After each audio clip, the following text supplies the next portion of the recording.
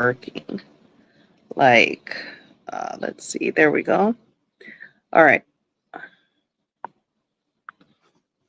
Heidi Ho people, how are you doing? Uh, I got a few emails to what while the administration was dismantling your country. I got a few emails to talk on what was going on, but I don't know what else to say because my last video pretty much covered everything. I have said everything that I need to say. Um, I think the only message I genuinely have for people at this point in time is, as I said before, is if you are not prepared to um, leave the fallen empire, then you are delusional and you are not in tune with your African intuition. You're not in tune with your human intuition. You're not in tune um with what the ancestors have gone through before. And you have found yourself in this fallacy where you think everything is going to be fine and you want to bury your head like an ostrich and think, oh, it's just happening to them, it's not happening to me. And then there is this rhetoric amongst African Americans that they're going to sit this one out, meaning they're just going to sit it out and let ICE attack people and let whatever is happening happen in the country because they have been the sacrificial lamb for so many generations, and everyone then comes in and benefits from them, so they're not necessarily going to put themselves out there. And I said everything I think I needed to say. I kind of like gave y'all the playbook. Um, Without blinking and nodding, I was very explicit with the things that were going to happen. I said it more than once, and everything I said has happened, and it is still happening. So I don't want people to say, well, you're not talking about this. I've talked about it, but I also have a 9-year-old child. I have an Airbnb business, which I'm in right now. This is the, apartment that I have for people who are looking to repatriate, looking to return to Africa. It's transitional housing. This is just one bedroom. Um, but yeah, I have this business. I have JoJo. I have my CMOS business. I have my projects. I have my contracts. I have, you know, things that I'm trying to stabilize myself with while I'm, here in Tanzania. So I'm already stretched like super thin as a person. So for me to give energy to something that it should be obvious to a lot of people, and for those of you where it is not obvious to you what you should do next, you're in freeze mode, right? There are like four responses to threat and danger. It's fight, flight, freeze, and fawn. And if you are, your people are either now like fawning over Donald Trump, like, see, he's doing such a wonderful job, or they're, freezing, like, what is going on, and fighting or flighting. Those are your four options. Those are your four responses. Freezing is not going to help you. You're only prolonging the inevitable, the obvious, the certainty, the glaring the AC clicked. The glaring responses, the glaring differences between, having a smooth transition of power and what you are experiencing now. And it is It is obvious what you're experiencing. People think that he's going to dismantle the government and put it back together again. He is not. He's dismantling the government and putting it back together with AI. The people that he's booted out of those jobs, they're not getting those jobs ever again. You know, the people who they're not going back, they're not going to go and hire, you know, the right kind of people for those jobs. They're going to replace those jobs with AI. They're going to automate as much of those jobs as possible. And so what we have always said, that the decline is going to come about by machine entity. It isn't, you know, and it's not one day the machines decided to take over. This is the day that someone who understands the machines, knows how to apply the machines to government efficiency. And people are so confused by that. That's the reason why Elon is doing what he's doing. That's the reason why the government is letting him do what he's doing. That's why the entire Republican Congress is missing. That's the reason why the Democrats can't do anything but yell and scream into a muffled bag. That's the reason why no one will be able to stop Donald Trump. No one is going to come and save you. Do you not understand that there are safeguards put in place to prevent someone like that from getting into power ever? Do you understand that the guardrails were lowered to let him in? Do you understand that he was designed and organized and positioned to be in the position that he is in now? Okay. If you know anything about the United States, they have the entire board. They have the pieces. They have everything. They have thought ahead. It's like any other business. They have thought ahead to their exit strategy. You're living in the exit strategy. And that is the exit strategy of the United States. Okay? They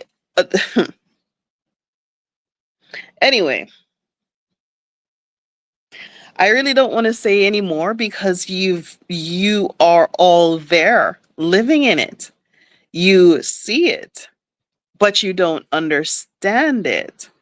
Okay? If you're my age, you lived through the decline of the Soviet Union. If you're my age, you saw the Berlin Wall collapse. There was a West Germany and an East Germany, and we saw that collapse before our very eyes. And the people who were standing guard the night of the Berlin Wall collapse was like, we don't know what's going on. They still don't know what's going on. They did not get the order from above to say, stop these people from crossing the wall. It just happened, and it was allowed to happen. Okay.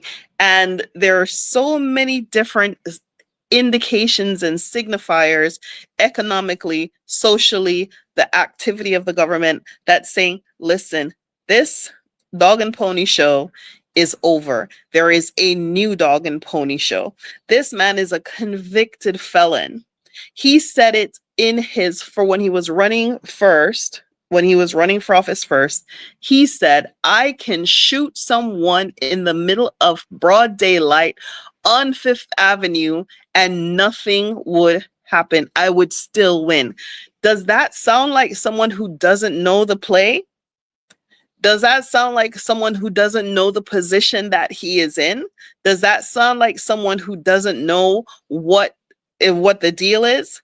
Do you really, the power of the people, the way how the United States is set up, there are safety measures in place in every level of the government to prevent dictatorship, tyranny, anarchy, being subverted by foreign entities.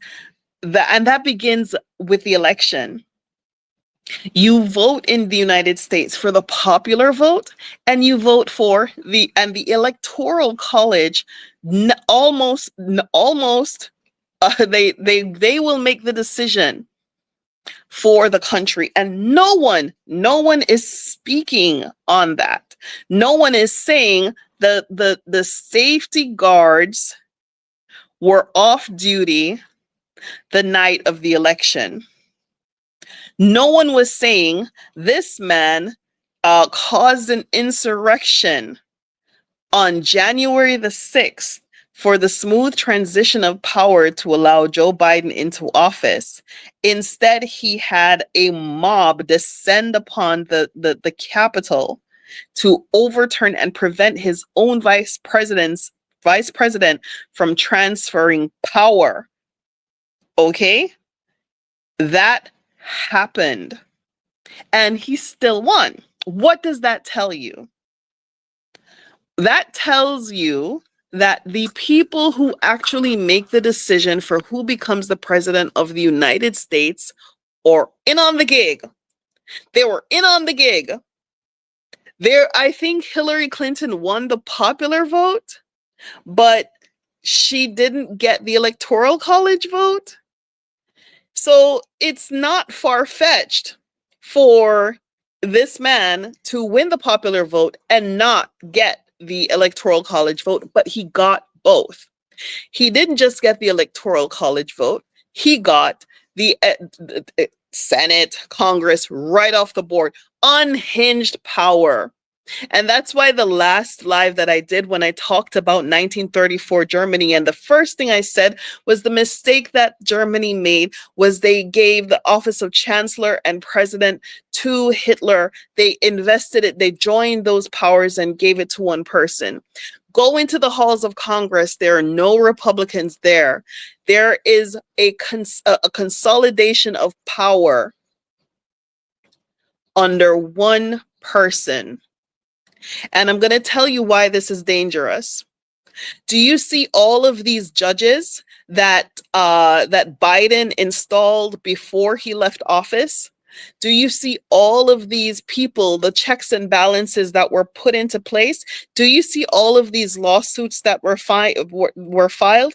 And do you see all of these federal judges that are jumping out and knocking that down and saying, no, we knock this down so it won't pass? So who is going to enforce that? It's the United States Federal Marshal who enforces that.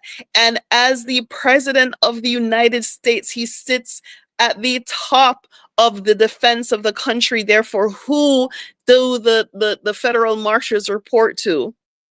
They report to the president of the United States. So who is going to enforce all of these things that the checks and balances are put in place to subvert? Baby, you guys are in trouble. You're in trouble. You're in trouble. I have said it so many different ways, and I don't have anything to say, but y'all need to go. That's it.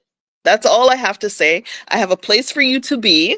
This is a safe place. This is a 4-bedroom, a 2-bedroom apartment here. I'm going to get up in a minute and do a walk around so y'all can have a look. Okay? But I think you need to start looking at a new reality. It'll never be the same. Food prices have gone up. They have cut out Medicaid. They've cut out Medicare. They've cut out, all of the safety nets. They have taken trillions of dollars from food stamps. What do they want? What do you think they're doing that? Do you think they're going to replace that with something?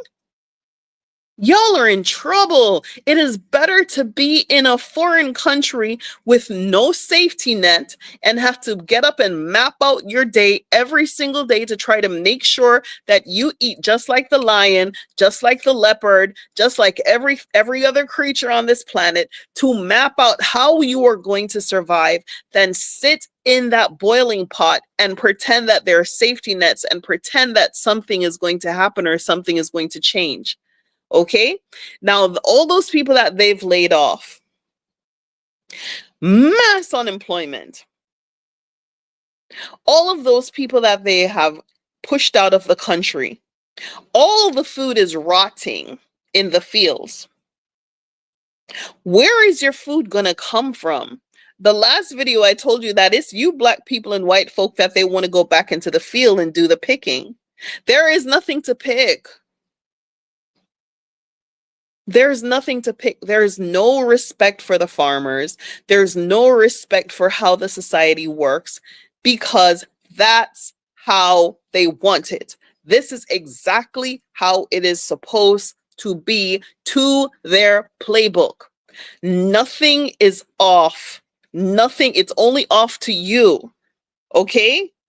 Nothing is off. Now, if you want to stay and fight, you have to have a plan. If you want to stay there and fight the system, you have to have a plan. And it's not a Black people plan, and it's not a white people plan, and it's not a Latino people plan, and it's not an Asian community plan. It is a unified plan. Okay, y'all need to go back into your history and dig up all that was done during revolutions and recourses. You need to go and find that plan. Because if you go to France, it wasn't one team that won their revolution from the king. Okay, it wasn't just one faction. It was the entire nation collectively. If you go to the United States, it was during the war for independence. Okay, it wasn't just one group of people. It was a collective effort all the way. The entire 13 colonies came together and had a collective effort to say, we declare ourselves free from this king and tyranny. That's what the Constitution says. So you people who you want to stay there, but you want to stay there on the what? What is your logic and reason? Tell me in the comments. And if you're not leaving, tell me in the comments exactly what you're doing. You know, what are your plans? How are you making these plans? Because sometimes you just got to unplug the machine. You got to walk right up to the machine and unplug and get ye on a plane before you can't. I said that so many times. If you don't have a passport, it's not waiting for things to happen in such a negative way for you to jump and act, and then you go, oh, I can't get my passport, oh, I'm going to die here. You should have been prepared. You should have a plan. You should have an exit strategy. You should figure out what you're going to do next. During the war for independence, do you think everyone stayed in America? In 1776, those people, they went to the Bahamas and they went to Jamaica. Those people who are still loyal to the king, they ran away. They didn't sit there and wait for it to turn upside down. They didn't wait there for people to come and confiscate their land and burn their house and rape their wives and steal their pigs. They didn't wait for it. They jumped in them boats and they sailed away. Those people were called loyalists. They were still loyal to the king. They went everywhere else. Okay? They went everywhere else and they made their home wherever it is that they fell. So, if you want to go back to the playbook, don't just sit there, people. Don't just sit there. It is not a drill. It is, I'm sure you can physically see that it is not a drill. You're experiencing hyperinflation. You're experiencing hyperrealism. You're experiencing so many things that an anthropologist or an armchair anthropologist like myself luxuriates in, because we don't get to see a downfall in real time, because it takes approximately 250 years for an empire to completely collapse and implode on itself. Okay, because it's like a spinning gig. It whirls and it whirls and it whirls and it whirls. Then it begins to wobble and wobble and wobble, and then it starts to get out of rotation, wobble and wobble, and then it starts to slow down, and then it completely turns over and stops. You're at the turnover stage. Okay? So the people you see overseeing all of this what's happening, and you think, oh my gosh, this is so bad. What are we gonna do? It's It's inevitable, and it's reality, and you have to do something. You have to do something. There is no I'm not going to do anything. There is, you have to do something. You have to pick a side and choose what your actions are next. Okay? And I've said this over the years many times, that I know that this place that I took my time and energy and effort to build for the repatriation, for the diaspora, it is going to become more relevant in the future, because the writing is on the wall, people. If you have your intuition, and if you have your intelligence, and if you love your life and your family and your children, you need to go. And those people who are looking at, like, the things that he's saying about Israel, about, oh, we're just going to have it. Why do you think he won't? He wants to create as much anarchy as possible. He knows the land belongs to a certain group of people, and he's packaged it in such a way that it sounds rational, or it sounds reasonable, or it sounds like, well, those people can't live there anymore. It's their land. So who destroyed the land? How did it get destroyed? Who paid for the destruction of that land? Okay, so he's, on one hand, so if you study that carefully, you're going to clearly see that it's this, the two branches of the United States government are working hand to hand. They're working hand in hand. On one faction, hey, we'll give you the bombs and the guns and the money to go out there and blow them up. And another guy comes and says, well, since it's all blown up, let me go fix it. Let me go on over there and we'll have it. They have left the World Health Organization. Why is that?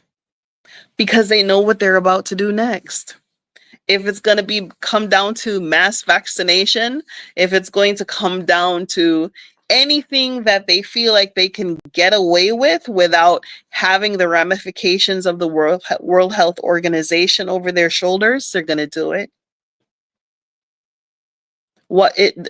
They're reprimanding the ICC, the International Criminal Court, because there is a warrant out for the arrest of the leader of Israel, who I shall not speak his name. And all of these things. Why do you think these are it's just like, it's like a game of dominoes. Like, you don't see the play until the end. You don't see the last domino fall until the end. But if he's toppling this one, that one, this one, that one, this one, that one, you can see where he's going. Those are the clues. He's about to commit some real serious international heinous crimes, and he is starting with y'all. Okay, so I know it's cliche, and I know it's like, wow, because if you're not paying attention, you're not going to see it. And I oh my gosh, what is that? And I insisted on not like making any videos or making any comments or talking about certain things, before hand, because I think I said all I needed to say. And I think the people who actually got it. And so I'm just like trying to tell you people that, listen, if you're interested in coming to Tanzania, seeing what Tanzania has to offer, carving out a new path for yourself in Tanzania. Tanzania is not like the simplest place in the world, but it's somewhere. And if you come with your hard work, and if you come with your resilience, and if you come with your respect, and if you come with your humility, and if you come with, your willingness to recognize that you are an immigrant, And for some of you, that will be the first time in the world in your life. But you have to take away or remove the negative connotation from the word immigrant.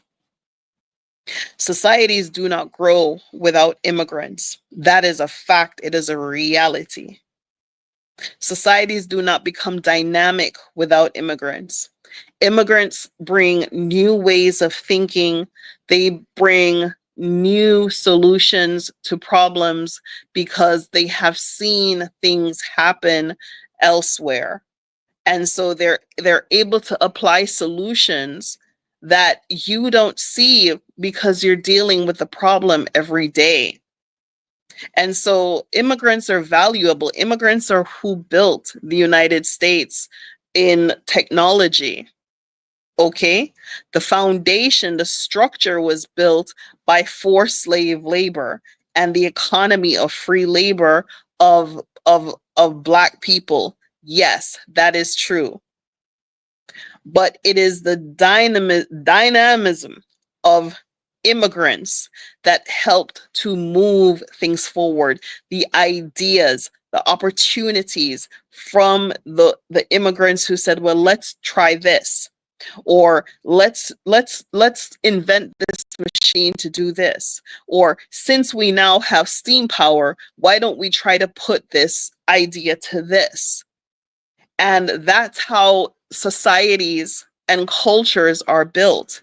And yes, my old Tanzania, she has her flaws, but she's getting better. And I'm proof she's getting better. And I don't want to get on here and talk about my business, but I can tell you, based on my experience of what I've had to do in this country, that I've been able to speak out loud and say, this is the problem, this is what you need to fix. And they have been able to say, okay, we see the problem, let's work together to fix it. Okay, but you have to see the problem and you have to be willing to work on the solution, and that may take time. Okay, but what I'm trying to say to you is play the long game. If you're going, pick a place, okay? Pick a place and try to bring all your positivity to that place. Nowhere you go to is going to be this perfect la la paradise. Nowhere you go to is going to be without problems. But you also have to come with your humility. You have to come with your willingness to learn and your willingness to step down off of that I'm an American, this is how it works in America, and this is how it always works in America, and everywhere you go in the world it works like this, it works like this, it works like that. It doesn't. Okay?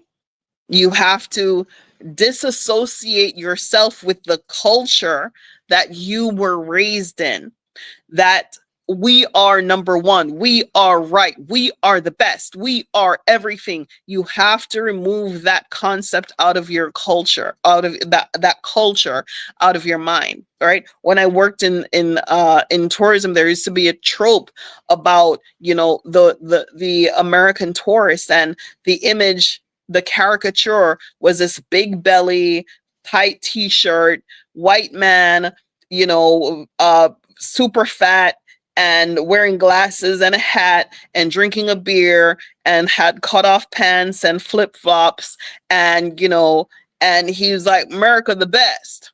Okay? And he would, and that's the caricature that would present himself everywhere he went, because he expected top class service, because I'm American. And I hate to be the bearer of bad news, but unfortunately, living in a white man country too long has created that same kind of psyche in African Americans. The demanding, the superiority complex, the looking down on Africans, looking down on Black people, feeling as though you're superior and you're always right. And if you don't get your way, you're going to do this and you're going to do that. You have to step down off of that. Okay? And I'm bringing them jobs and I'm bringing them money and you have to step out of that. You have to lose certain levels of your ego, because right now it's about life and death. And wherever it is that you find open to you that says, come here and sit by me, come here and try to make a place and try to make a space for yourself, you have to let go of those egocentric ideas and those beliefs that make it difficult for people to embrace you. You have to behave differently. You are an immigrant. Wherever it is that you go, you represent your race, you represent your country, you represent your people. So when you start opening your mouths and doing certain kind of things, it makes other people look like, I don't want these people around, because this is the representation. Right? You're a diplomat. Everywhere you go, you're representing that group of people. So leave the nastiness back in America. Take it out of your suitcase. Okay? It's a psychological thing to be an immigrant. It is an emotional thing to leave things and people behind and go elsewhere to start over. It is a scary thing. But the Jews did it. Those who had enough sense to see what Hitler was doing, they did it. And they went to America and they included themselves in the society, and they did everything they could possibly do. Imagine if Albert Einstein looked around and said, oh, nothing is happening here, everything is fine. It's all good. I think I'll just wait it out. No. He was able to apply his intelligence and say, well, look here, this is what this guy is doing. I'm going to pick myself up and move to America before it gets real. And we had lost Albert Einstein to Adolf Hitler, we would not be able to have space conquest. We would not be able to have certain types of things that we come to not even think about in life, because physics is applied to everything. It's applied to electricity. It is applied to economy. It is applied to everything. So if you don't realize the power of what you bring as an immigrant to wherever you land, you will lose it to that tyrant. You have to be prepared to humble yourself. You have to be prepared to say, okay, that was then, this is now. This is the new paradigm. This is the new reality. Don't be so comfortable and sitting around so comfortably and watching it all go to hell and be lulled into, at least I got this, at least I got that, I got my car, I got my apartment, I got my new PlayStation, I got this, I'm just gonna ride it out. Listen, you are talking about life and death right now. We're talking about life and death. When they start messing with your food, he who controls the food controls everything. He who controls water controls everything. Look at California. The Palisades burnt to the ground because billionaires own the water rights. And they didn't free up the water to be used for the fires. And that's the society that you're living in. They got rid of FEMA. Y'all. God forbid a tornado, a hurricane, an earthquake, or something comes through. You have no safety nets whatsoever. And the insurance companies are not, they're like, we're not covering none of that. We're not covering anything. They put AI in charge of of avoiding your claims. So if you have a life-threatening illness, they have AI to just reject your claim. And that's what happened with that guy, that healthcare guy who got pew-pewed. What happened with that guy and the guy who did the pew-pewing, just look into that carefully. Why that company is using AI to deny claims. It's not human beings on the other side anymore. And it's not human beings on the other side of anything. And this is why they have the chief technology person, the person who paid $15 billion in taxes. They have this person in control of your technology, of everything that has to do with you. They're sending the machines after you. They have sent out the people who work in the federal government. So let me ask you something. So in a few months' time, when the money runs out for the people who the thousands of jobs that have been cut from USAID and the federal government, when that money runs out in the economy, and when they start forcing people out, they start pushing people out of those federal jobs, and the economy is double digit down in unemployment. What do you think is going to happen next? Do you think that's when you're going to get serious? Like, oh, I gotta go. You gotta go now. You gotta go now. You got to go now, and let what you see happening with the FAA be a warning to you. You have to go now. Prepare yourself. You have to go now. Okay, I don't have to do this, but I think the spirit spoke to me and said I need to do it, because there are people who need to go, and there are people who want to go, but they don't know where to go, and they don't know how to go. You know, listen, at one point you can find remote jobs a dime a dozen, and now it's just the AI has taken over. At one point you can find your gig jobs. The new gig jobs are going to be picking fruit, y'all.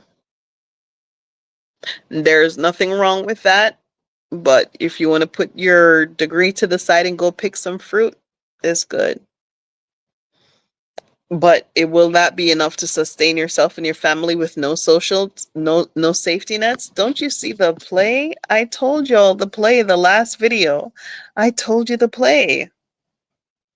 I told you the play, that they're taking away everything from you, because the people that they need back in the fields are the African Americans. They want Black people back. And do you think they're going to touch everyone and not touch you?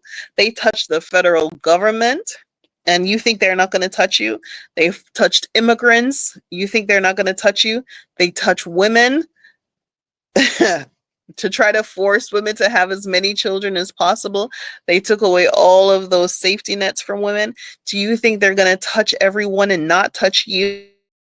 There are no sacred cows. They're just the cows that they're fattening up and to save to the end. There are no sacred cows. Okay? So don't sit there under any imagining that, oh, it's happening to them, it won't happen to me. Don't sit there and under any circumstance think, oh, a federal judge signed off on that, it's not legal, they're not going to, as I said before, there's no one to enforce. Who is going to enforce when the Supreme Court judges have been stocked? All of the Supreme Court judges are appointed by Donald Trump in his first term. The circuit Supreme Court judges of those states to enforce their mandates that they're striking down his executive orders, it is the federal marshals who enforce, and they're under the President of the United States. He has control of the House and the Congress. People, all of the power has been centralized under Donald Trump. And yes, Mrs. Trump, Elon Musk, he has full control and he is given every opportunity to run through the government. But guess what? He is a government special employee. He is legally able to do that. He has the mandate and the right legally to do it. Yes, he's supposed to go through Congress, but why bother? Why waste taxpayers' money when you have full house of full control? Do you think anyone in the Republican Party is going to go against? They know the play. They're not even showing up for work. Nobody is there. There's no one there for you but you. There is no one coming to rescue you. America is the country that goes to rescue people. Okay? America didn't want to get involved with World War II. They were forced into it by the attack on Pearl Harbor. And they got involved. But everybody else was fighting for themselves. Britain was fighting for itself. France was fighting for itself. Everybody was fighting for who you think is going to come and rescue you. Russia? Who is going to come and rescue you? I just want you to imagine.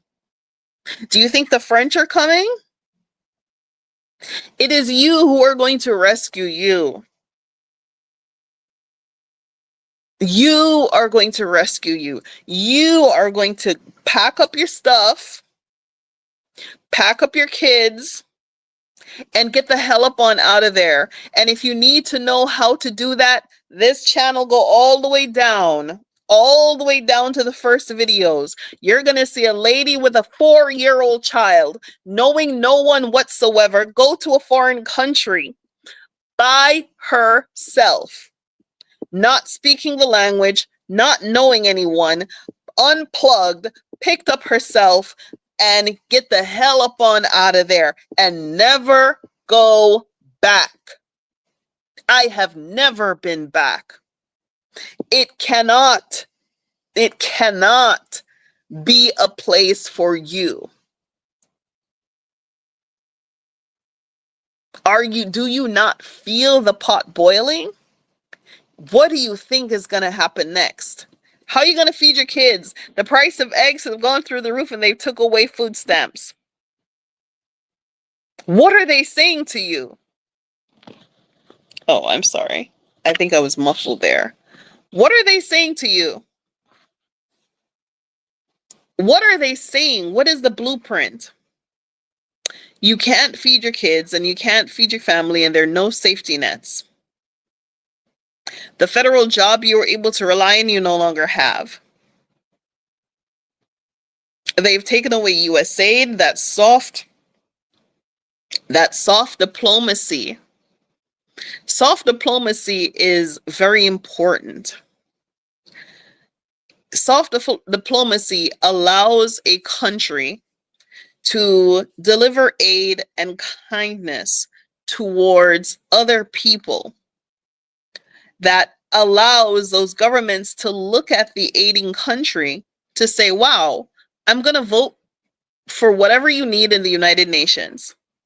Wow, I welcome you people here because you're helping us fight disease, even though you all created it. You're helping us educate our people. You're helping us uplift ourselves. So when they withdraw USAID and they withdraw all of these things and a federal government says that they can't do that, a federal judge signed off on it, I just told you there are no enforcement. There are no brakes, people. You are on a runway locomotive with no brakes. There are no brakes. The machine not have no brake. It'll go straight over the gully on a jump out. Them say when the ship is sinking, the rats jump first, jump out because they have already jumped out. The people with the money has already jumped ship. They are out. They are out. Find a way to get yourself and your family out. I was talking about soft diplomacy when I digressed. Soft diplomacy is extremely important. Now that they've gone, they left a vacuum for China. They've left a vacuum for Russia. Russia has always been in Africa. Do you think they care? Why do you think they have spent trillions and trillions and trillions of dollars over generations to support foreign programs? It is keeping Russia out. It is keeping China out of certain interests. And I don't know. Anyway, but now that the USA is gone, African leaders, instead of like, oh well, what are we gonna do? You have Mother Russia. Most of y'all got oil, because if they're taking away soft diplomacy, then it is time for you to start taking away your resources as well. If they're taking away things from you, Africa, I'm talking to you, African leaders and African people. If they're taking away things from you, it's time you start taking away things from them. What do you bring to the table? Nothing? You were just sitting there and getting everything like a good girl? No.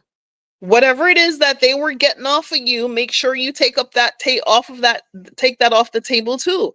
Whatever it is that your soft diplomacy was allowing them to have access to, make sure that they're not getting it for free too. Make sure that there is no more soft diplomacy in your side either. Make sure that there are no concessions. You need to start calling home your diplomats. Because all they're doing, it sounds like they don't know what they're doing. They know what they're doing. It sounds like they're making a mistake. They're not making a mistake. The one thing you should know is that machine called the United States of America does not make mistakes. It is calculated based on where they are going, where they need to be, where they want to be. Nobody made a mistake by putting in Donald Trump. Donald Trump put himself in there. And even if the election was rigged and somebody messed with the machines or whatever, the safety net of the Electoral College was there. Okay, and everybody knew Project 2025 was going to be implemented, and he lied this way and he lied that way, but it was going to be implemented under the next Republican government. And so you are on a fast track, on a slippery slope, down into hell. You are down. This is the downfall and the descent of the one of the most powerful regimes that ever existed on the face of the earth. You are being fast-tracked down that slippery slope. Okay, he is running the Hitler playbook, y'all. He looks like, oh, he's just making a mess. What is he doing now? And I can't wait for the price of eggs to go down. They'll never go down because there's such a thing called inflation. All of that, you see that he's giving you a new budget. He's given you a new paradigm. He's replacing all of those jobs with AI. He's fast tracking everything, changing everything, turning, breaking, hit this switch, hit that switch, sign this order, push this, push that, push this, push that. Every day there is something new, something new, something new. And you think the machine is broken or he came and broke the machine. No. That's the direction the machine is supposed to go in. They're resetting the defaults on the machine. Okay?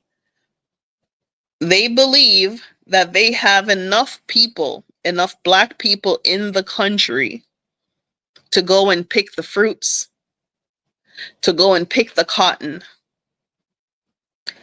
They believe that they have enough Black people as slaves inside prison camps to put them out there to pick the fruit, to pick the cotton. They don't just believe, they know.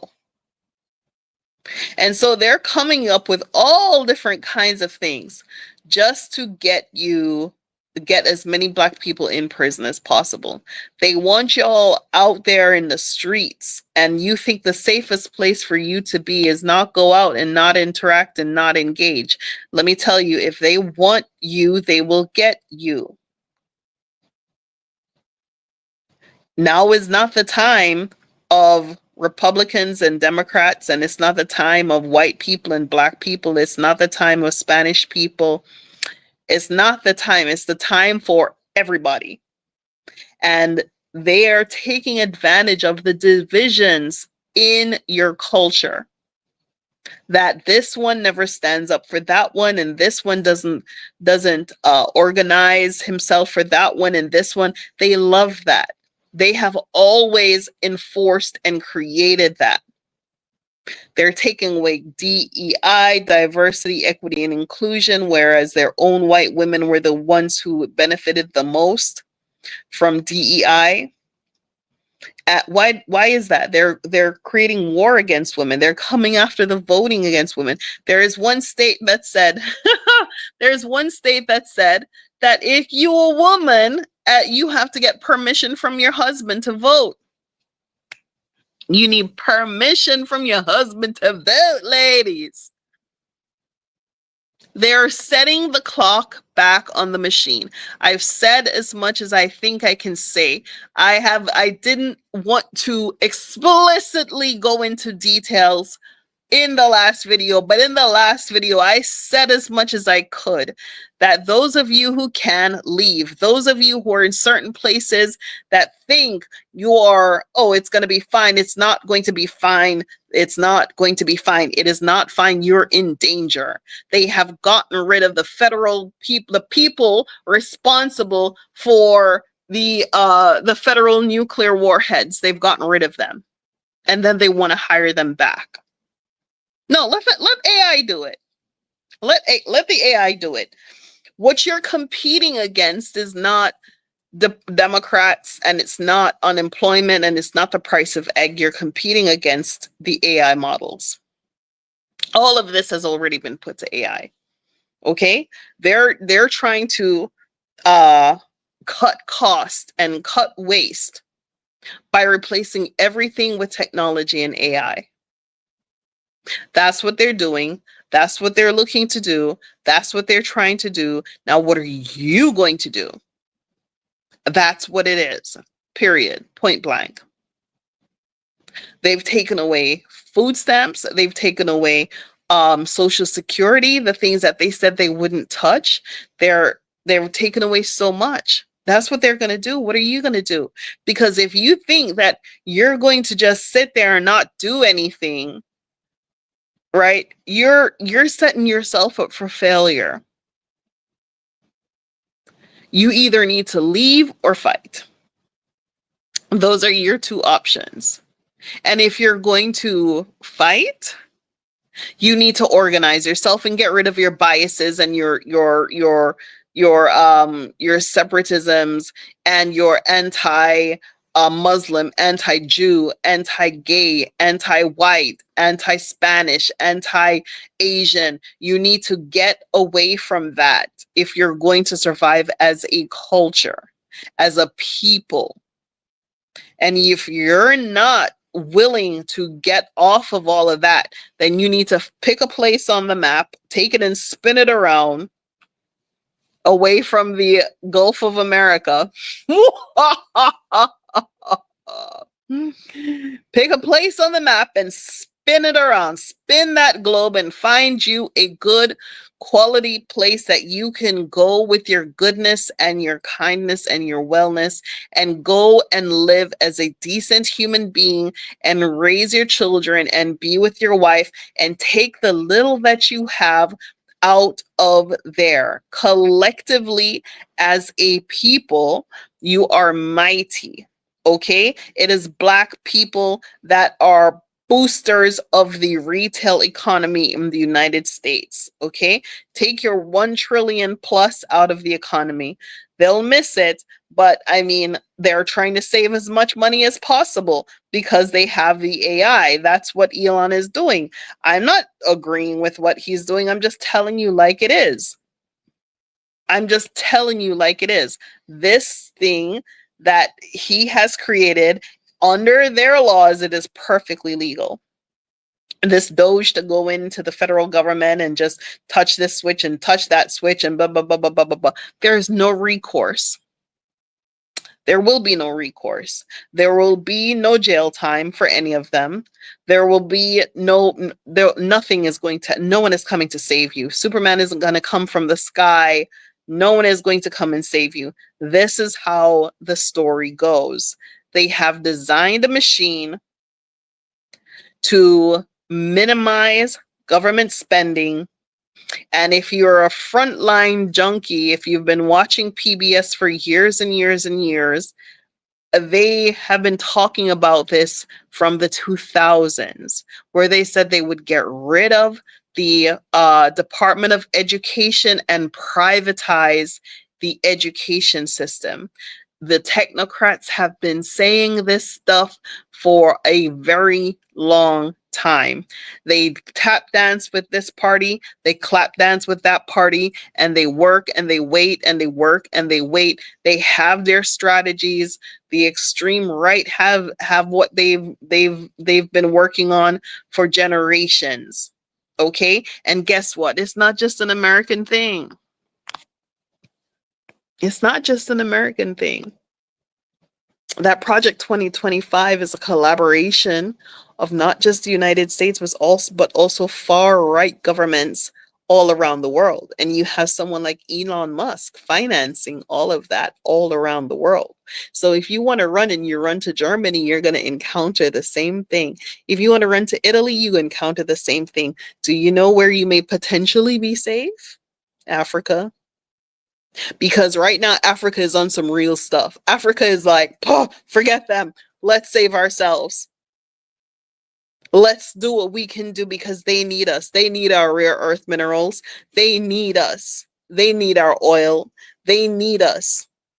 Okay? And if they don't need us, we need to take care of ourselves. And one of the reasons why I love this country, Tanzania, the number one reason, if you go all the way back, I think it was the first week that I was here, I went to the supermarket.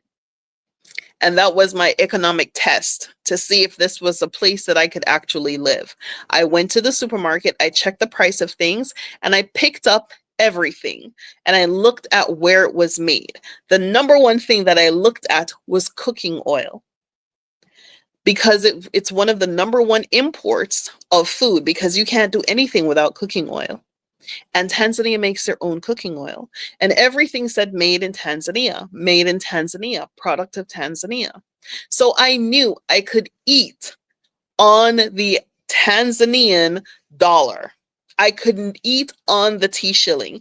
They have a stable economy, and the cost of living was stable at the time. But what was my determination for stability was, where are they getting their food from? And if somebody pulled up the ladder and said, we're not sending y'all no more food, what will that look like? And I'm going to tell you what it looks like. Everything they grow their own rice. They mill their own flour. They have their own salt. They raise their own chickens. They grow their own carrots, potatoes, make their own oil. People, can y'all say that? They pick their own fruit. They got their own fruit and they pick their own fruit because they have their own farms, and they don't have these banking predatory systems that is over the land in such a way that people cannot feed themselves. The farmer has his own day. Okay, the farmer has a national holiday because he keeps the country fed. Farming is not looked down upon where they're trying to get people to go into the farms, go and farm, people, please go and farm.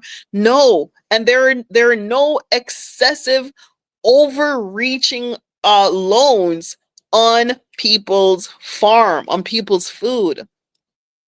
So eating can happen independent of anybody else. If every country in the world said, we're going to stop doing business with Tanzania, I don't think Tanzania would notice. It is a powerhouse. It is a powerful country. That alone is power, because you have taken your food out of your enemy's mouth. They have enough land. They have lakes. They have arable land. They have irrigation. That's one thing that I didn't have in Jamaica when I went back to Jamaica to farm ginger on my family land. We don't have an irrigation system. We have enough rivers, but we don't have an irrigation system to make farming worthwhile. So we found ourselves trapped in the system where we have to buy from those who already have land that is on irrigatable land, that is coming from water sources already. Because the cost of irrigation, it's a cost that the government should bear. But the Jamaicans have not invested in that kind of infrastructure, but the Tanzanians have. And that's really the root of what makes me love the country, and what makes me be able to look at it from an economic standpoint to say this is a viable place to be. You know, where imports a lot of their food? Kenya. Because at least 70 to 80% of the land is desert in Kenya. Tanzania is surrounded by the Great Lakes. There is water here. There is water, there is food, there is life, there is stability, there is peace. They've invested all wherever they get their money from, they invest it in peace. They invest it in keeping out certain kind of factions, and they invest it in peace and quality of life.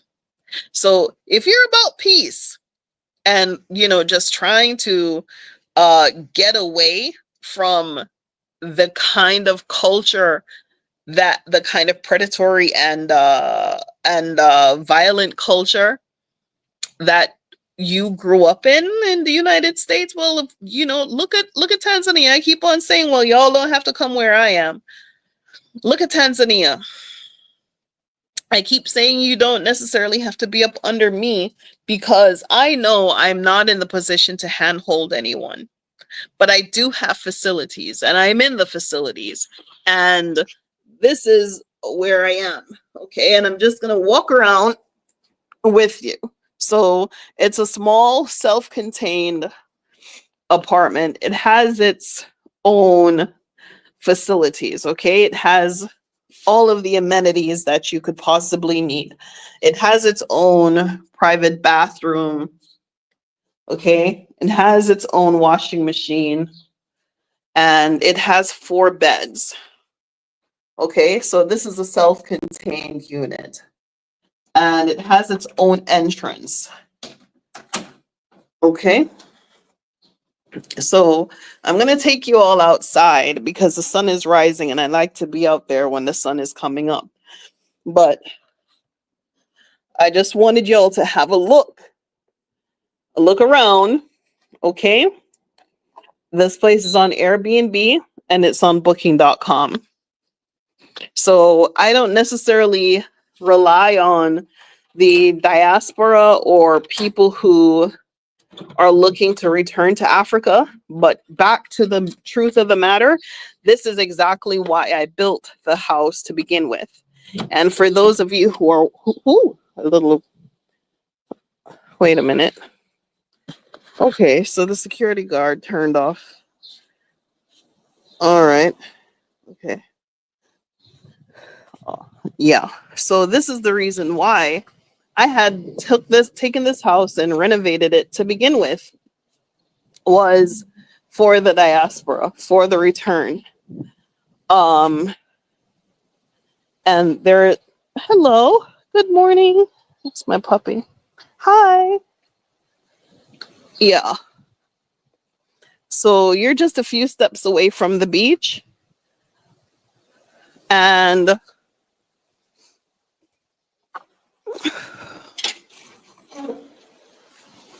you have this outdoor area for relaxation. Okay. Hi. Morning. Hello, puppy. Okay. And then down there, morning. And then down there is the beach.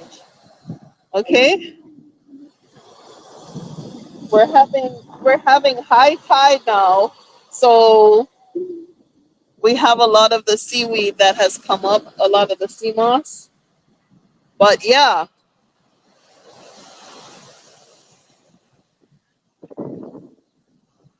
so I'm just sharing this with y'all. If you're gonna come on, I suggest you make your reservations as soon as possible. This is one of the first weekends where I don't have anyone.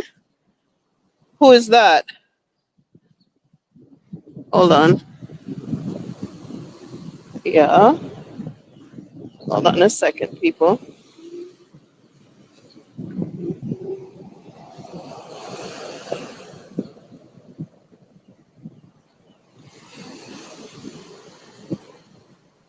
Huh.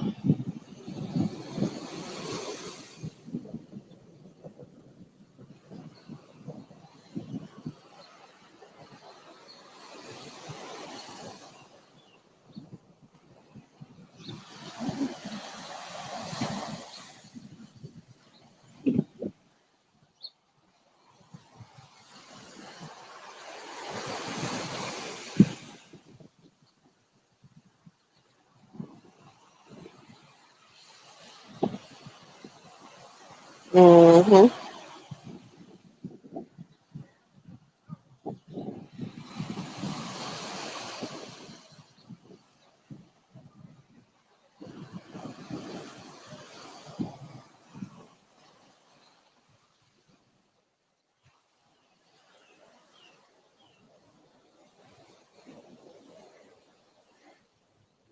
Just taking you a little walk around.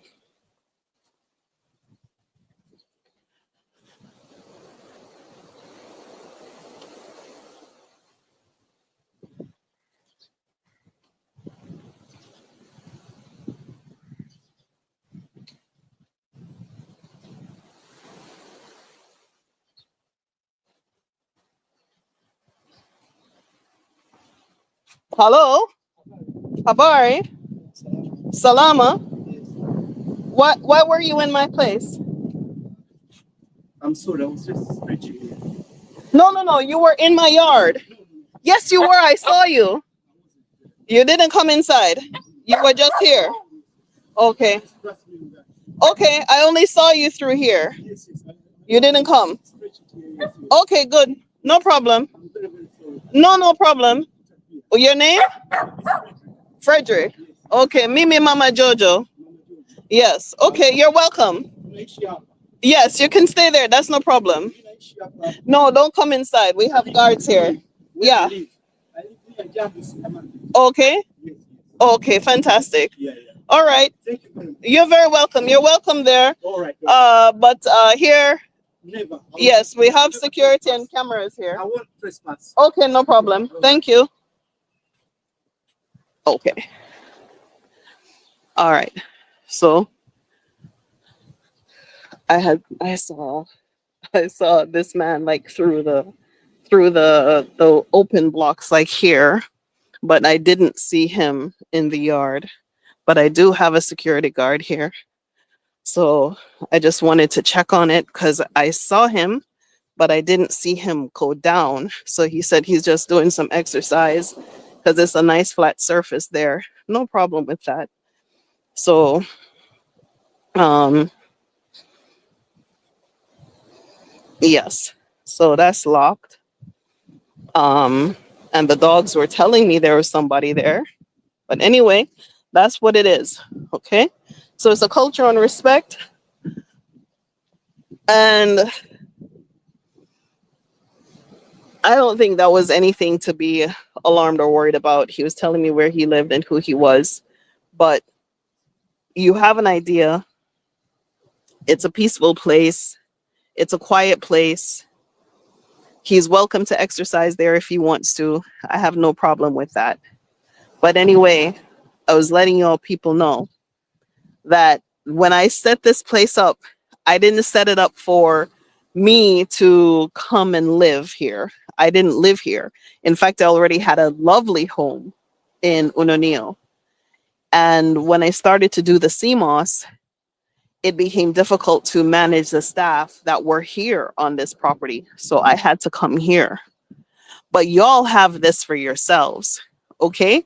This is for you. I prepared the place that if you wanted to come, you could. And if you wanted to make plans that was just for you, you could. Okay? And, you know, a lot of people came and a lot of people left. And it's okay. It's okay. I don't wrong the people who left Africa during the time of COVID, because for what they thought was normal in America was abnormal to me.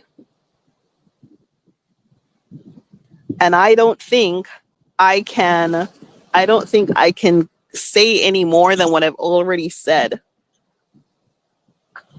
You know, you need to use your intelligence, use your God given intelligence, and look at the circumstances, look at where you are living, look at what you have in front of you, and make decisions.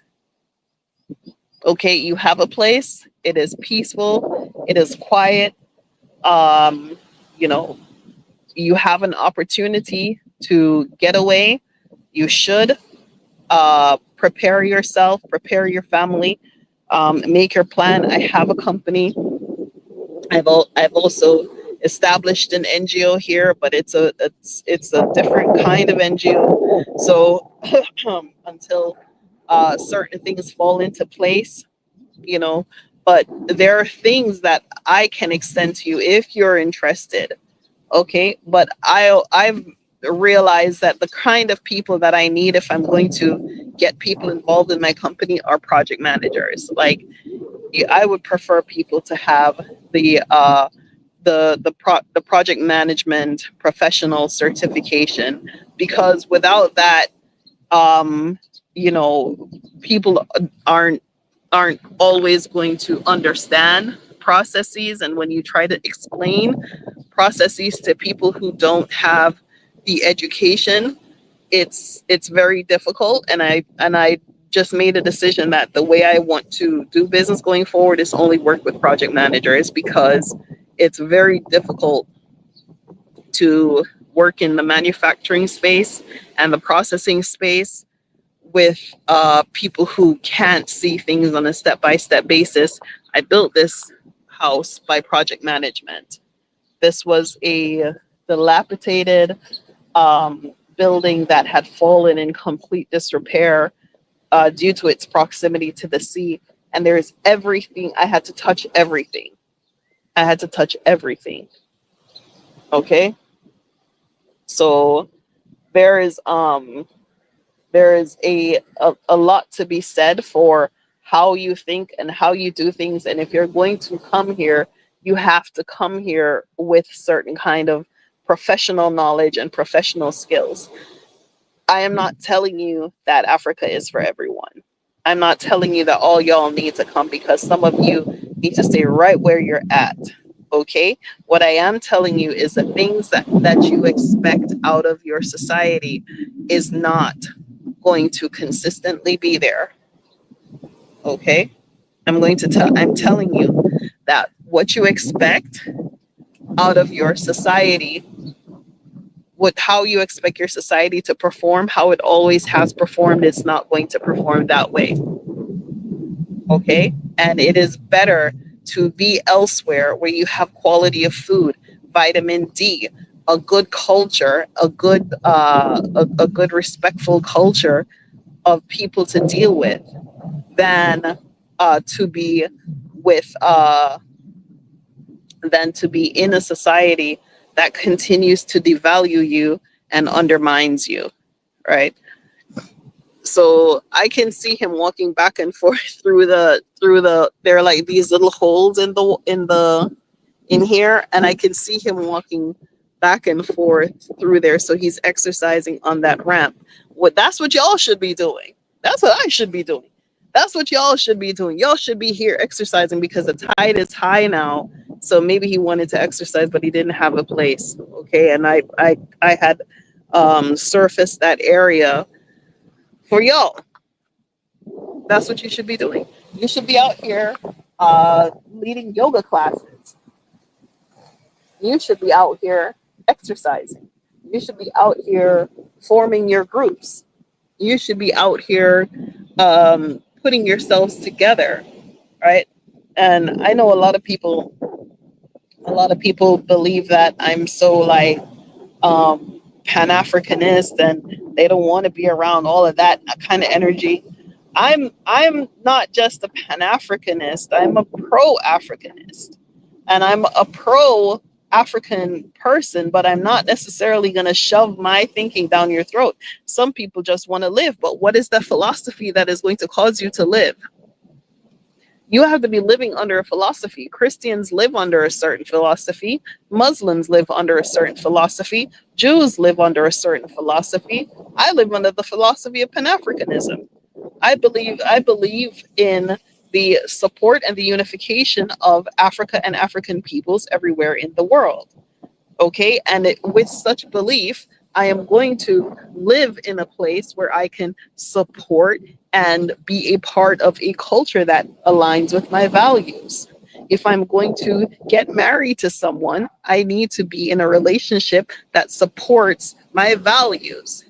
Okay, if I'm going to be raising my child, I will be raising my child in a culture that supports those values.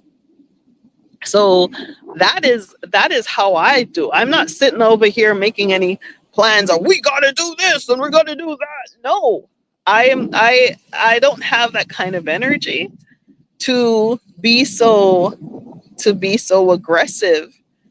My energy is more work, more uh, working, putting my work out there to speak for itself.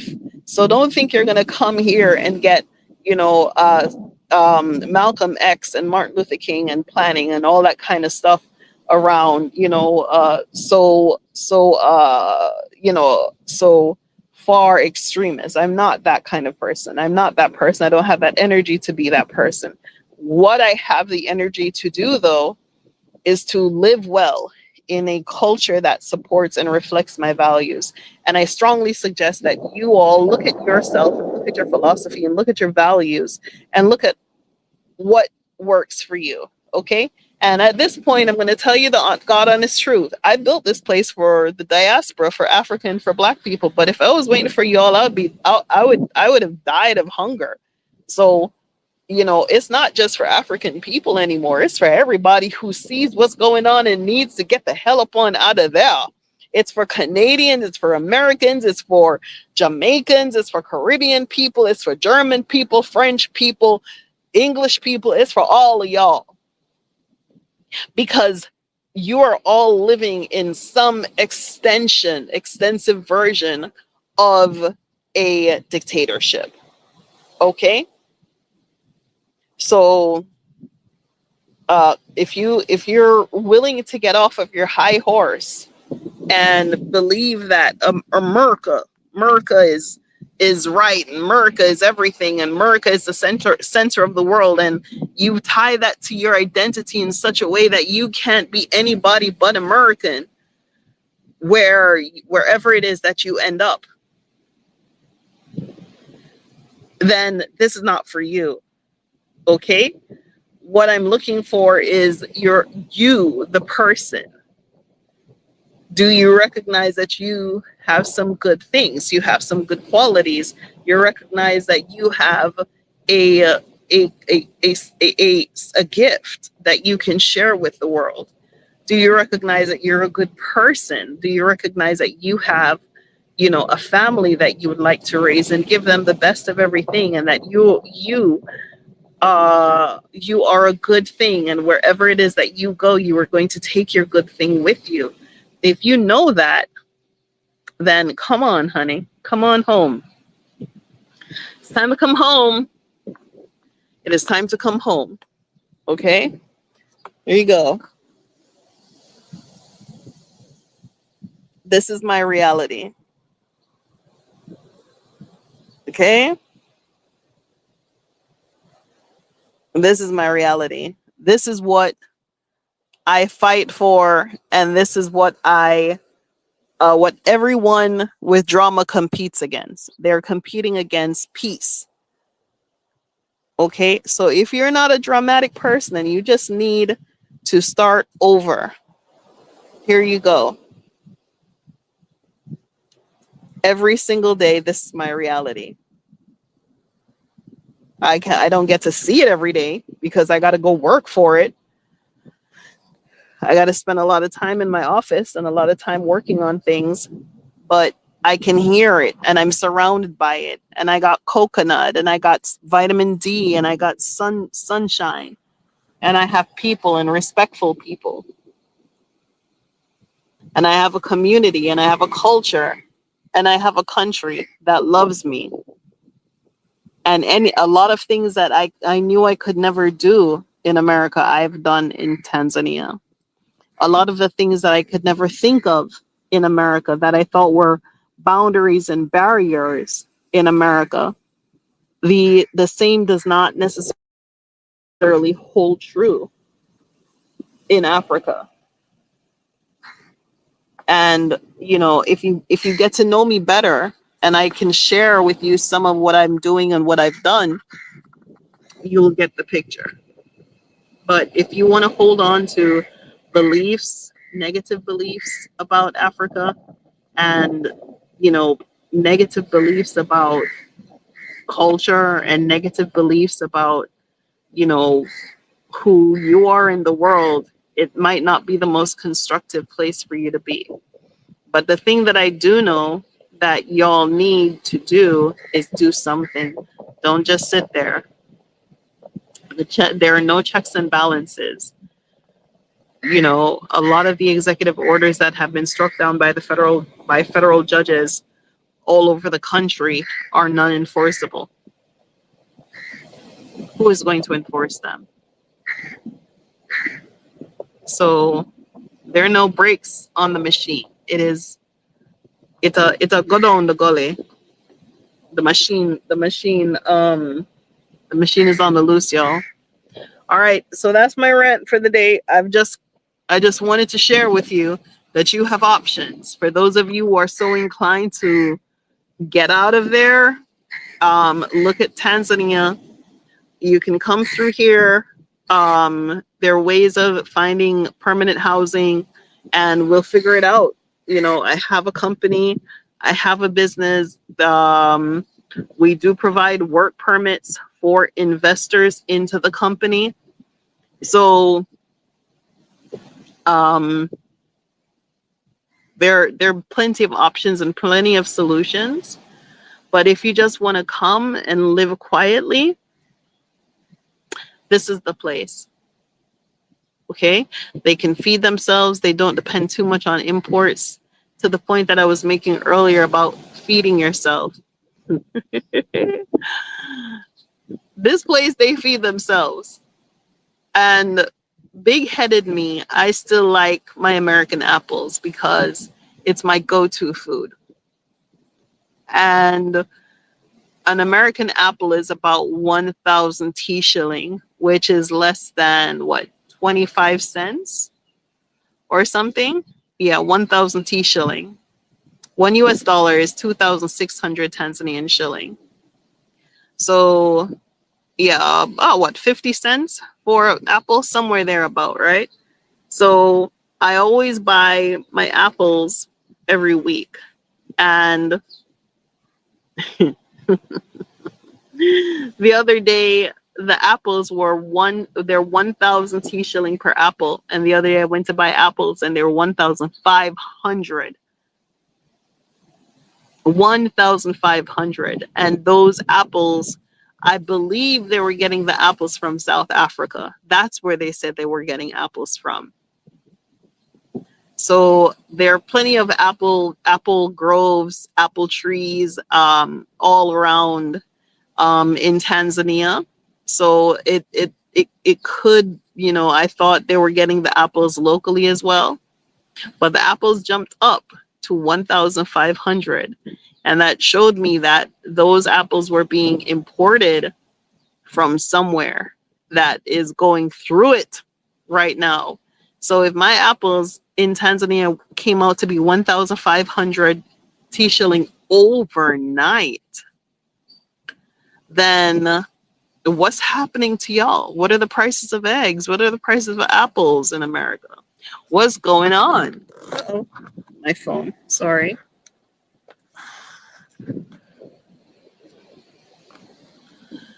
So think on those things. If you are looking to book the apartment, send me a message. Let me see. Hold on. Whoa, whoa, whoa.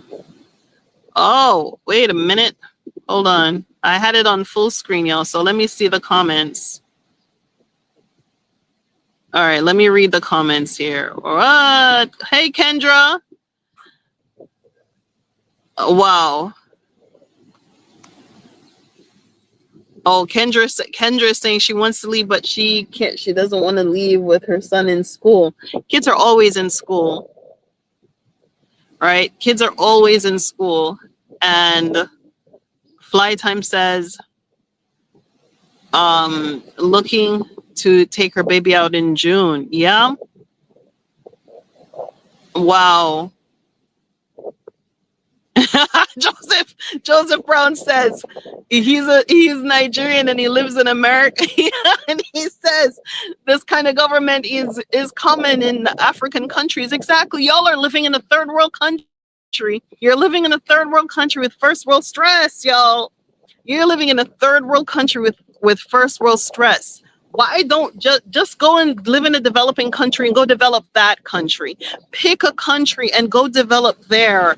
Go don't just die in obscurity in living in a third world country in the United States. So Joseph, let me tell you something. I am from Jamaica. I was born in Jamaica. I was raised in Jamaica, and I didn't want to live in America. I didn't want to be in America, but nonetheless, I lived there, and I used to question myself, what have I done?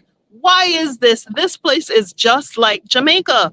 Why would I spend all of my time and energy and effort in this country living worse than I would in Jamaica? Because at least in Jamaica, there is a system for how people can purchase homes. There is an actual system. It's called the National Housing Trust. There is a trust set up so every Jamaican is guaranteed a home. And when you have a job, that money gets taken out of your paycheck and goes into the fund. And so what you have to do is go and apply for the fund, and you're able to pick where you want to go live in a house. But if you don't have a job, you don't have points. People can transfer their points to you. So I'm like, there's a whole system in place for people to own a home. Meanwhile, you're living in that ghetto place where there's no pathway to home ownership. And when you do get into a home, you owe so much in mortgage, and they can just keep selling your mortgage overnight on the secondary market and keep rising up the cost of your house on you. And listen, force you to take insurance that doesn't cover anything in the case of damage that you have to go and fight and claim. It's mandatory that you have homeowners insurance, but not mandatory that they honor the claim. I mean, like, listen, y'all people have mismanaged the hell out of your democracy.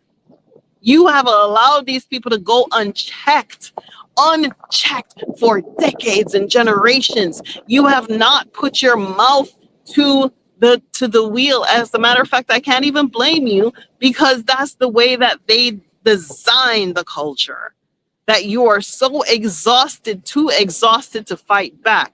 But democracy is a two-way street. You vote them in, you vote them out. You vote them in, you vote them out. You vote them in, they're not doing this, you have to create, there's certain places and people that you can go to. But this government has dismantled everything. All of the consumer affairs, they have taken it down. They have taken away everything. Joseph says, hopefully in 4 years. Listen, it's not even 4 weeks. Okay, it's not even 1 month. And I'm exhausted all the way over here in Africa just looking at it. It's not even 1 month. Woo!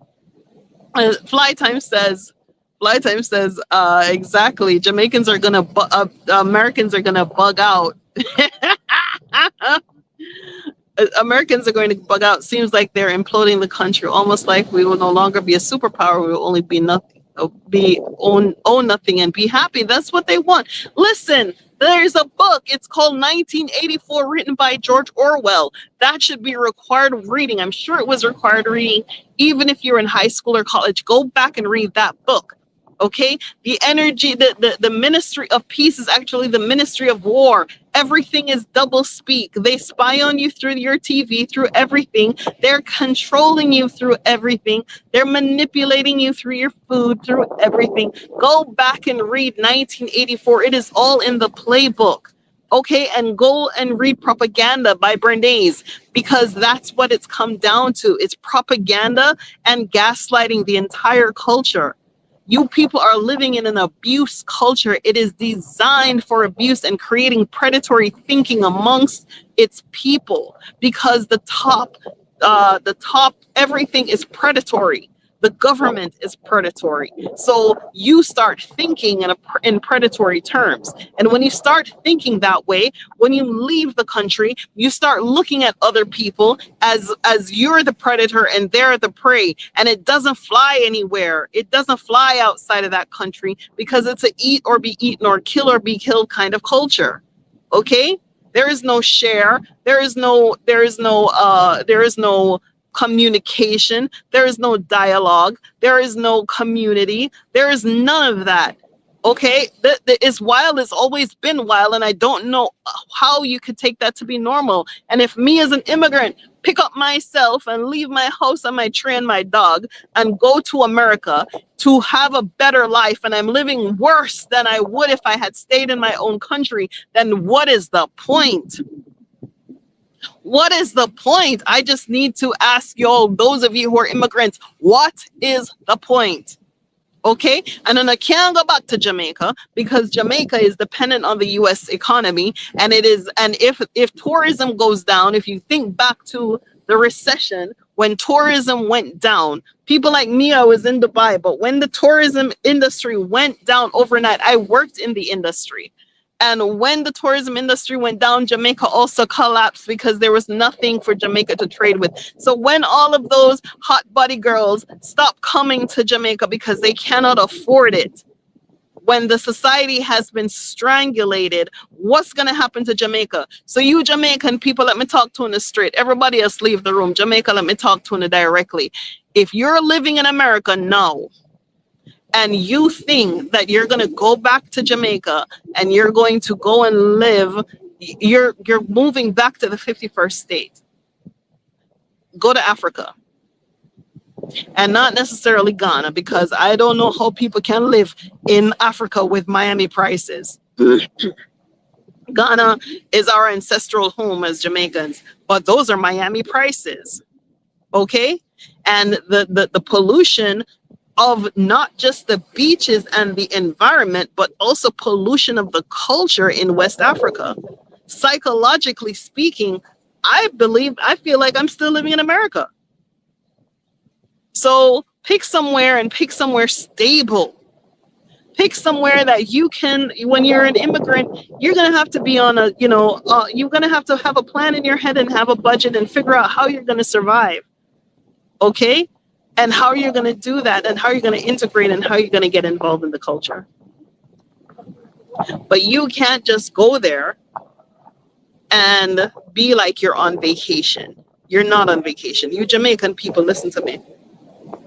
Don't go back to Jamaica. Jamaica has gotten so expensive, and it will only get more and more expensive. Jamaica has made a conscious decision to stop feeding itself. They made a conscious decision to start importing things.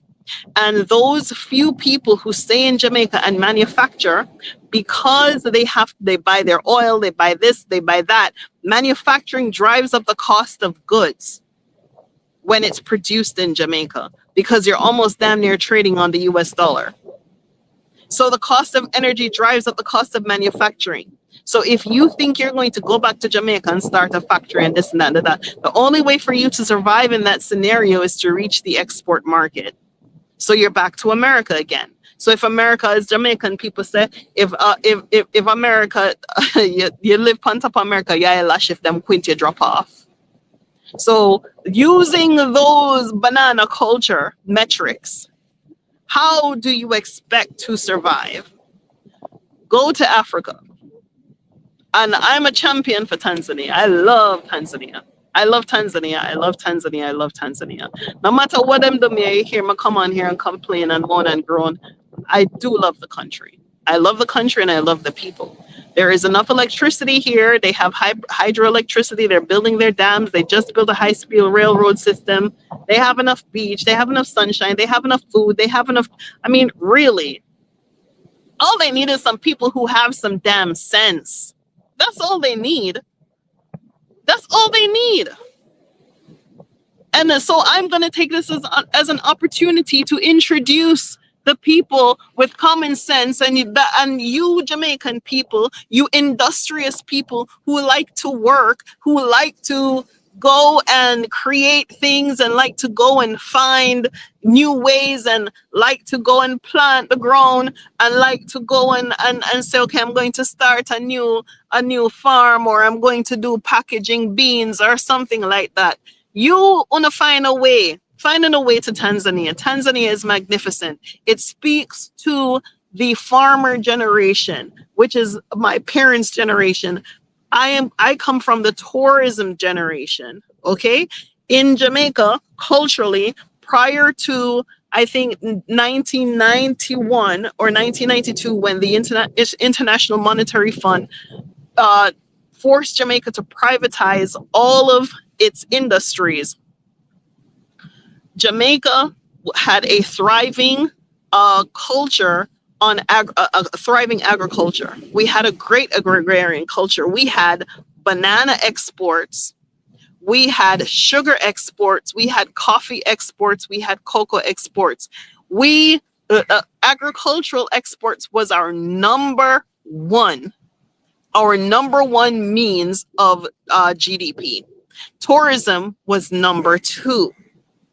And because the IMF forced us, coming from the American government, forced us into privatizing or selling off our resources, everything from Air Jamaica to the electric company to everything. They forced us to sell all that belonged to us and turned us into a bikini paradise. Okay? And that's what Jamaica became.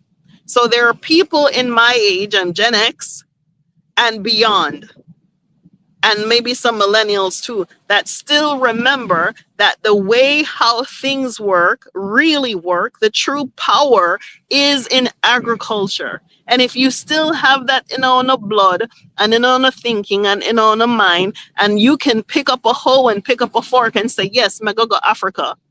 I'm going to go Africa to do some farm. You're talking about serious business and serious money if you're talking about Tanzania. Tanzania is a powerhouse, an undisputed powerhouse.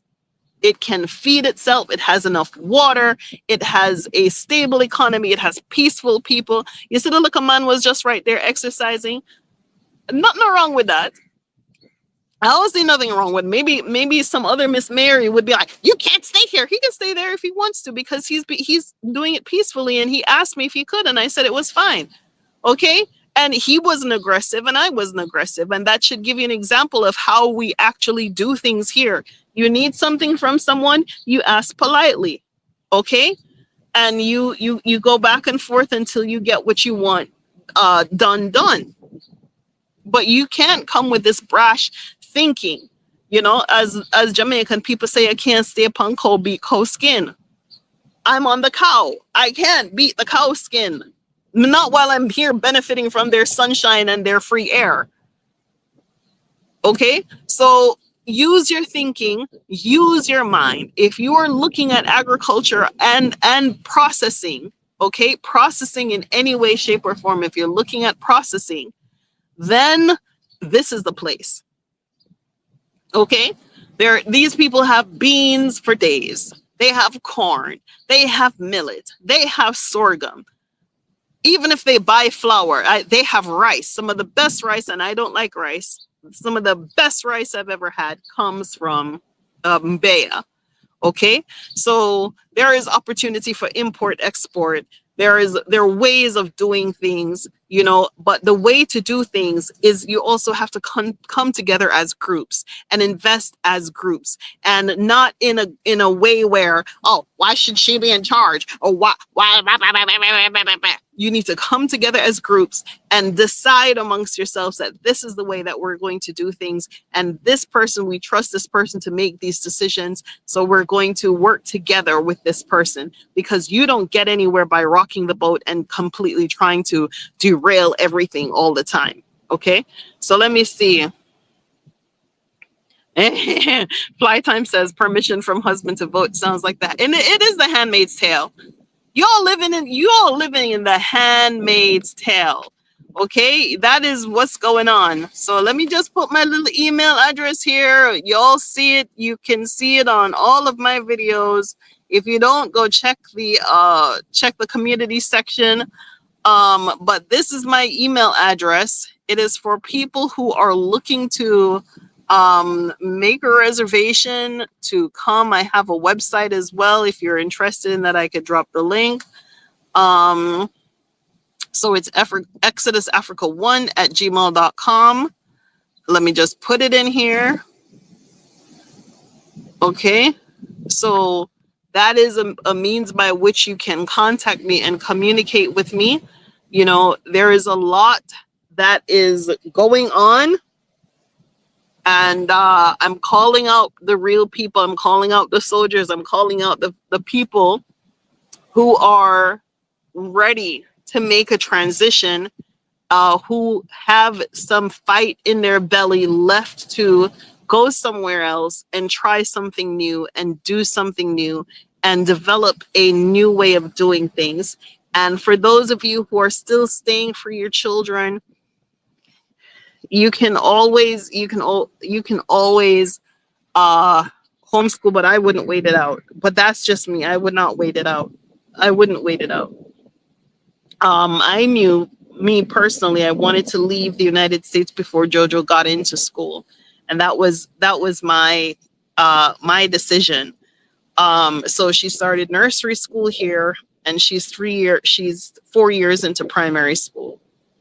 So that's what I wanted. I wanted her to, all of her recollective memories, to be Africa, to be where she was at what age, and to always consistently remember Africa as her place. Okay, so for those of you who are staying for your children, it's a non-option. Your country is on fire. You would not sit in a burning house while waiting for your child to go to school and come back home in a burning house. You would not do that. You're sitting in a burning house. That is what is happening. And unfortunately, the things that are burning in the burning house is you. They're burning people. They're burning your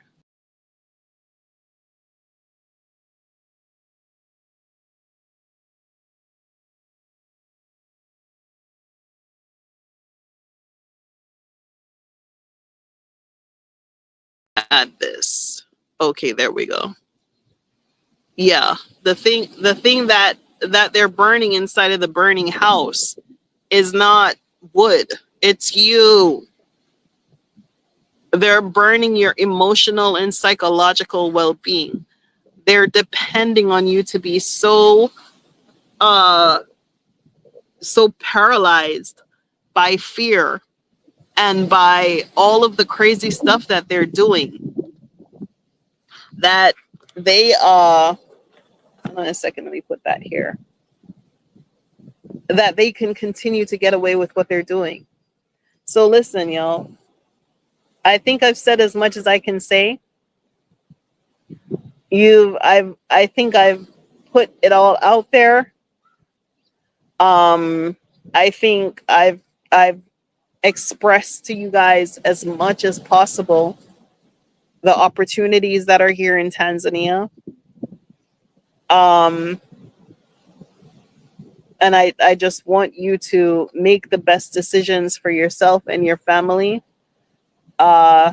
Thing the last video I did, it was 1934 Germany, and I was very very clear. I was very clear, but I said as much as I could say, and you have all seen the things that I said from that video until now transpire. I told you what was going to happen next. And between that time and now, you should have already left. And if you're still sitting there, you should have already made plans. Let nothing keep you there. Do you understand? Do not be like Job's wife. Do not look over your shoulder. Do not sit there and think that Sodom and Gomorrah is not burning. You should be able to smell the fire. You should be able to see the fire. You need to pick ye up your household and leave. Okay? And I don't know how else to say it. I've said it as plainly as I possibly could. And watch the video. None of my videos have ever been monetized. But I think if you want to share, go ahead and share. Go ahead and share. But I am not on a monetization program because I do not want to be censored in what I have to say when I need to say it. And they have censored me so many times for things that that I'm only pointing out the obvious and I'm only reporting the news. So I don't see how what I say is conflicting. So I'm not monetizing, and I'm not monetized. When they came out with the vaccines, I told y'all what I thought about those things, and I can't repeat that. So anyway, you have no CDC, you have no FEMA, you have no welfare, you have no food stamps, you have no retirement programs, you have no jobs. You're just going to be picking fruit for free for the rich people. That's what they want. That's what they got. That's your reality. Everything else is going to be moved on online by AI. Why do you think they're cutting jobs? It's never happened before. Everything is going to be streamlined and put on by AI. Okay? And so get ready for it. Okay, get ready for it. Get ready for it. Get ready for it. I don't know how to tell you, where I am today from where I was 5 years ago, just coming and spinning around and trying to see what was going on here. I found this bit of property and I said, okay, it's worth the investment because I think people would want to come here. Um, and from here I saw the seaweed coming on shore and I started the East Africa Seaweed Company. And from there I've just been like, working towards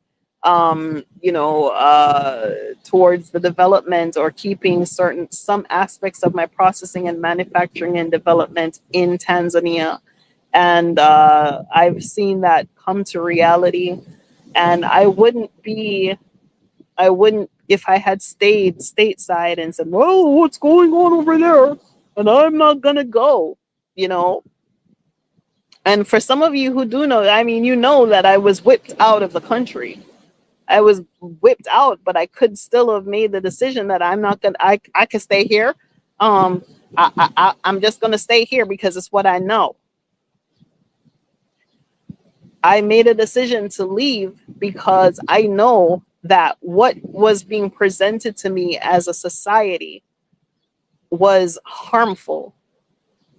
That anyone at any time can accuse anyone of anything and cost them loss and irreparable psychological and emotional damage and tie up their years and their life for years and years and years and just tie them up behind court cases and behind this and behind that.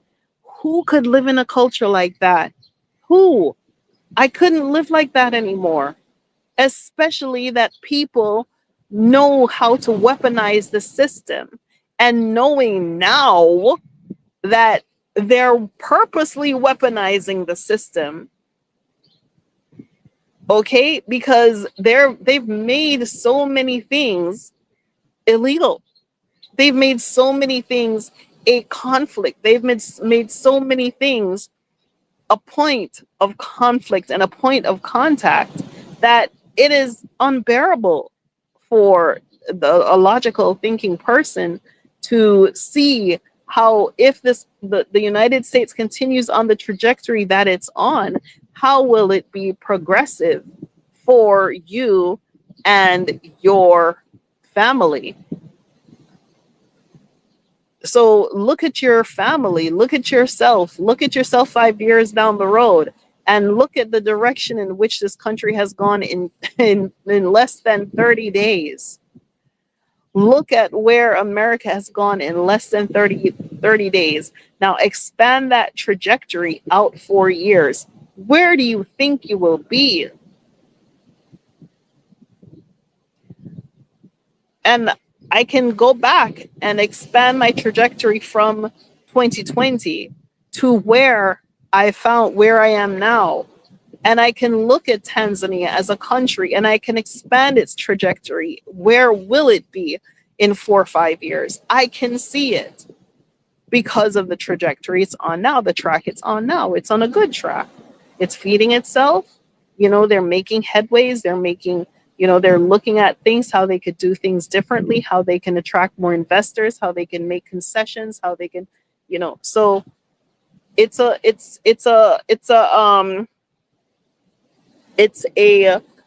great place to try. That's what I got for you. Okay, it's a great place to try. So there you go. For the Jamaican people, don't go back to Jamaica. Look somewhere else. Look at Africa. Seriously, seriously, seriously look at Africa. If you're coming, it's better to come as a family, come as a group. If you can't leave, organize yourselves into groups and make it where, okay, we have in our group, we have 20 people, and we're going to send Tom to come and invest. And then Tom is going to spend 3 months. And that when Tom goes, Jerry comes for 3 months, and Jerry is going to come and work on the investment. And then Dick comes and works on 3 months and then goes back. And then Harry goes and works for 3 months. But you're all working on the same thing, right? You're working with a single vision towards something. And you're working towards an opportunity for yourself and your family. So with that, I'm going to leave you here. If y'all have any questions, let me just check the comments one last time and see. Flytime is asking me if JoJo is fluent in Swahili. Not around me, she ain't. Around her friends, she is. around her friends, she is. But yeah, she's been here long enough, and she does speak as much as she wants to speak. But yeah. So that's what I got for y'all. Go ahead and send me an email. Send me your communications, let me know what you think. But also, I'm looking, not everybody is going to come, but for the people who are coming, come with your best. Come as if you're coming on a job interview for the best job in your whole entire life. Okay, that's how you should show up in Tanzania every single day, as if you are on a job interview for the best job in your whole entire life. And you need to come with this attitude of humility and calm and kindness. And I'm not going to say that you're not going to have bad days and bad people, because bad days and bad people are everywhere in the world. But it's how you overcome that. It's how you deal with it. It's how you process it. It's how you decide to handle it. That's what decides your outcomes. Okay? So that's what I got for y'all. Thank you so much for watching.